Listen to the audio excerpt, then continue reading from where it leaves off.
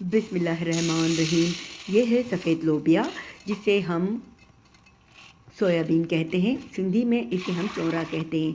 2-3 पानी से अच्छी तरह धोकर थोड़ा सा पानी डालकर उबलने के लिए रख देंगे। साथ ही इसमें डालेंगे 1 अदद आलू, ताकि वो भी इसके साथ उबल जाए।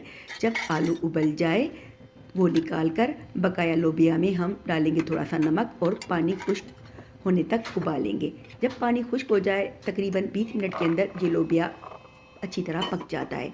इसे निकाल कर एक बाउल में रखेंगे और साथ ही डालेंगे ऊपर से बंद गोभी, खीरा, प्याज, उबले हुए आलू, सब्ज़ धनिया, टमाटर कटा हुआ और हरी मिर्च। अच्छी तरह मिक्स करके डालेंगे इमली का पानी। अच्छी तरह इस पानी को भी इस चाट के साथ मिक्स करेंगे। डालेंगे नमक, लाल मिर्च और खूब सारा चाट मसाला। अच्छी तरह मिक्स करके 1 चम्मच ऑयल का डालेंगे, यानी कुकिंग ऑयल, जिससे इस चाट में एक चमक आ जाएगी। और ऊपर से डालेंगे नींबू का रस। उसको मिक्स करके आखिर में हम ऊपर से डालेंगे पापड़ी चूरा करके। तैयार है हमारी मज़ेदार लोबिया की चाट।